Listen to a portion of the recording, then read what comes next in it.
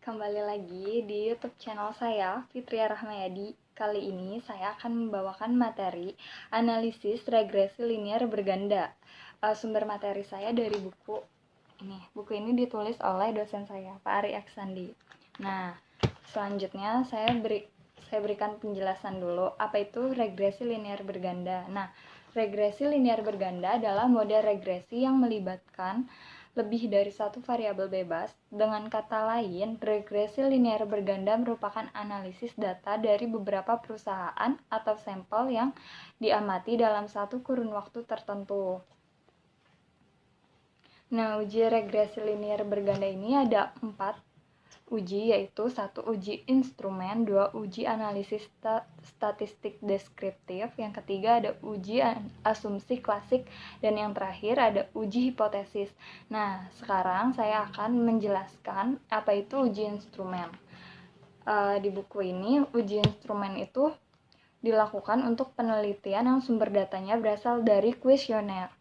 Hal ini perlu dilakukan untuk melihat apakah butir pernyataan yang telah dibuat dalam kuesioner memenuhi syarat utama, yaitu validitas dan reliabilitas atau tidak. Nah, saya akan memberikan video tutorial bagaimana membuktikan reliabilitas dan validitas tersebut.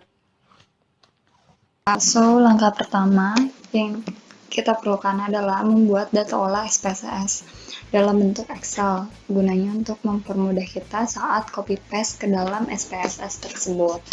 Nah, di sini saya udah bikin tabel butir pernyataan lean accounting atau yang disebut dengan variabel Y. Selain ada variabel Y, tentunya kita juga memerlukan variabel X. Ada X1 yaitu continuous improvement, ada X2 yaitu value stream cost, ada X3 yaitu balance scorecard, dan terakhir ada X4 yaitu just in time.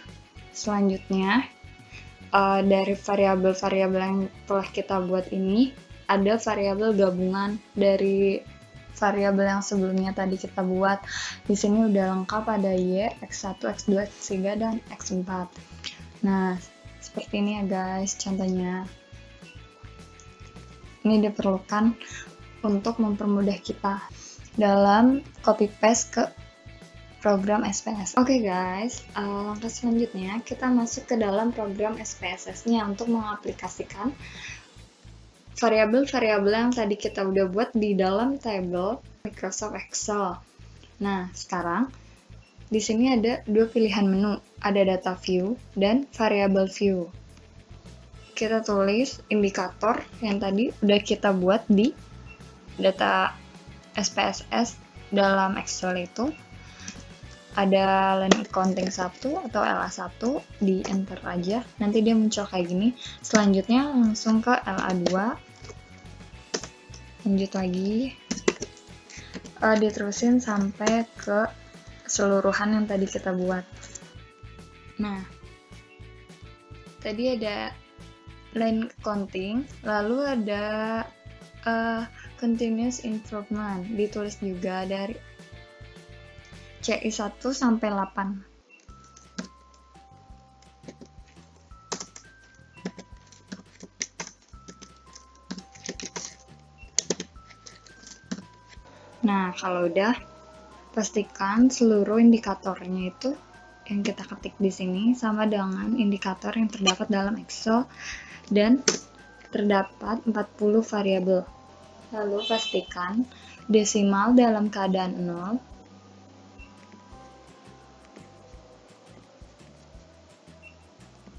Nah, selanjutnya pastikan semua desimal dalam setiap indikatornya dalam keadaan 0.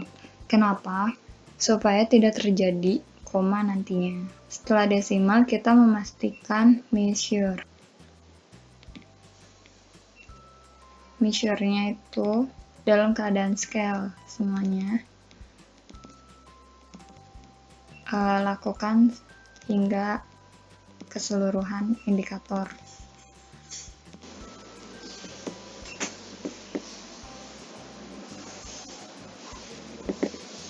Nah, make sure lagi semuanya dalam keadaan yang tepat. atau benar. Mulai dari variabel X dan Y-nya, desimalnya 0, dan measure-nya dalam keadaan scale. Nah, selanjutnya kita buka Excel-nya untuk copy paste seluruh variabel yang sudah digabungkan.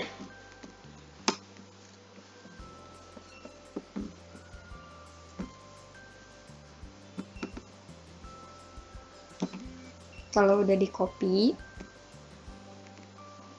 masuk lagi ke program SPSS-nya, ke data view. Nah, di sini udah ada variabel yang tadi udah kita ketik sebelumnya di variabel view sini. Nah, name ini udah muncul di data view ya. Lalu kita paste di sini.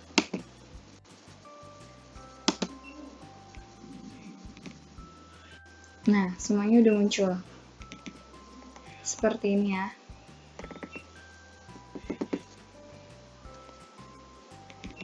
Setelah itu, kita bisa melakukan proses uji instrumen. Uji instrumen itu ada dua. Yang pertama, uji validitas variabel. Yang kedua, uji reliabilitas variabel. Nah, yang pertama kita cari uji validitas dan reliabilitasnya itu dari line accounting. Caranya, kita klik analyze, lalu ke scale, lalu ke reliability analysis. Nah, selanjutnya akan muncul tabel seperti ini. Tabel ini disebut tabel reliability analysis. Karena kita akan mencari validitas dan reliability dari line accounting, maka kita perlu memindahkan LA1 hingga 8 ke kolom item.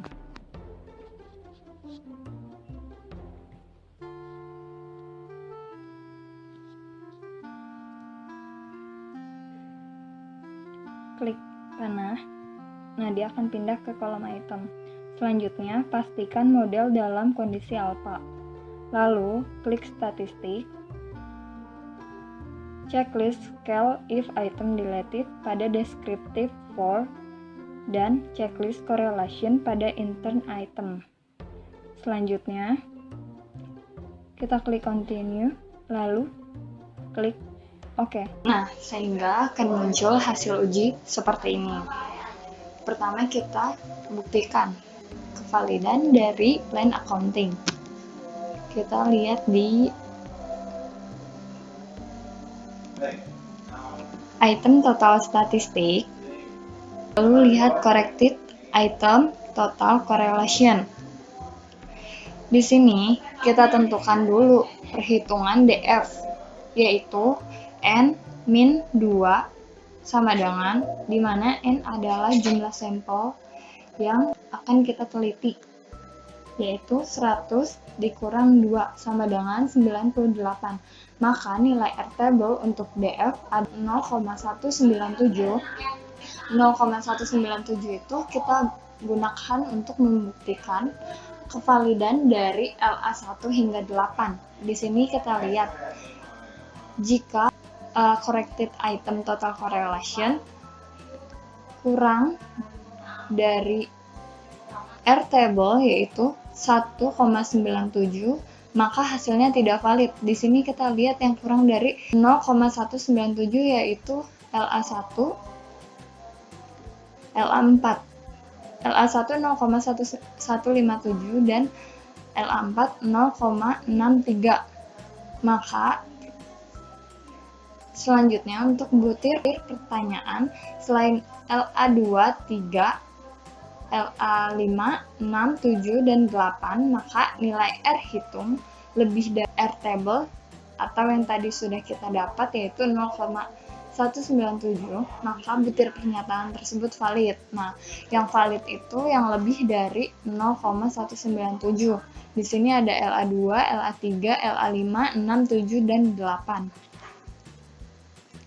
Nah, kita udah tahu mana yang valid dan tidak dari line accounting-nya. Selanjutnya kita lihat reliability-nya dari line accounting tersebut. Di sini kita lihat Cronbach alpha. terdapat 0,648, di mana jika lebih dari 0,197 maka dapat disimpulkan kuesioner yang digunakan dalam penelitian ini secara keseluruhan bersifat reliable.